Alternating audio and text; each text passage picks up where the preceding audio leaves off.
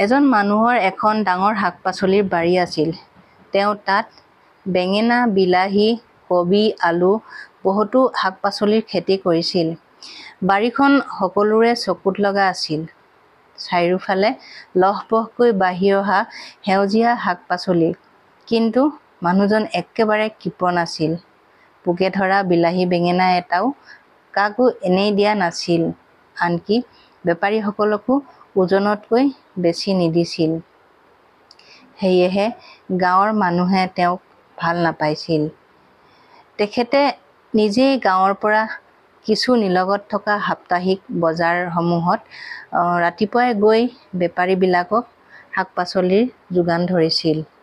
কিন্তু বেপাৰীসকলক ওজনতকৈ বেছি কেতিয়াও দিয়া নাছিল। তেখেতৰ আচল নাম ময়ূৰ, কিন্তু গাঁৱত সকলোৱে তেওঁক কৃপণ নামেৰেই জানিছিল। তেওঁ কৃপণ আছিল যদিও বহুত টেঙৰ আছিল। কেইবছৰমানৰ আগতে ময়ূৰৰ ঘৰলৈ এটা চোৰ আহিছিল। ময়ূৰে সেইদিনা দেওবৰীয়া বজাৰৰ পৰা আহি টকাখিনি বাকচত থৈ ভাত-পানী খাই ৰাতি শুই আছিল। ময়ূৰৰ ঘৰলৈ আগতে কিন্তু চোৰ অহা নাছিল। সেইদিনাই প্ৰথম চোৰ আহিছে। এটা ৰুমত ময়ূৰ আৰু পত্নী শুৱে, আন এটা ৰুমত বুঢ়ীমাকে অকলে শুৱে। চোৰটোৱে ৰাতি 12 বজাত আহি ভুলক্ৰমে বুঢ়ীজনীৰ ভিতৰত সোমাই পৰিল। চোৰজনে লাহেকৈ বাকচ এটা ফালে চোঁচা ল'লে। চোৰটোৱে অলপ দূৰৈত থকা বিচনাখনত কোন শুই আছে চোৱা নাছিল।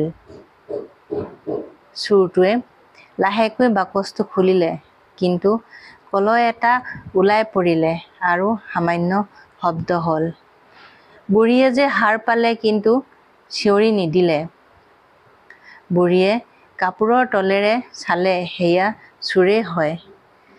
তেতিয়া বুঢ়ীয়ে চোৰটোক ক'লে, "বোপাই, তই কি কি নিব আহিছ, চব লৈ যাবি, কিন্তু যোৱাৰ আগতে মোৰ প্ৰশ্ন এটাৰ উত্তৰ দি থৈ যা।"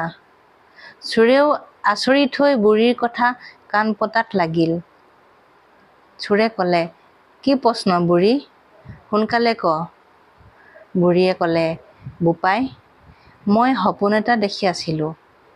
সপোনত এটা ঈগলে জোৰকৈ ময়ূৰ ময়ূৰ কৈ চিঞৰি আছিল। ময়ূৰ ময়ূৰ কৈ কিয় চিঞৰিছিল বাৰু জাননে বোপাই?" বুঢ়ীয়ে ময়ূৰ ময়ূৰ কৈ অলপ জোৰেৰে চিঞৰি দিলে। চোৰে একো বুজি নাপালে। চোৰে কি উত্তৰ দিব বুঢ়ীক ভাবিবলৈ ধৰিলে।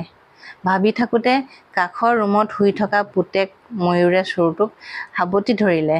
তেতিয়া বুঢ়ীয়ে চোৰটোক ক'লে, "উত্তৰটো বিচাৰি পালি এতিয়া বোপাই?" পুতেক ময়ূৰে চোৰটোক গৰু ধুলাই দিলে আৰু সেইদিনাৰ পৰাই সিহঁতৰ ঘৰলৈ চোৰ অহা নাছিল।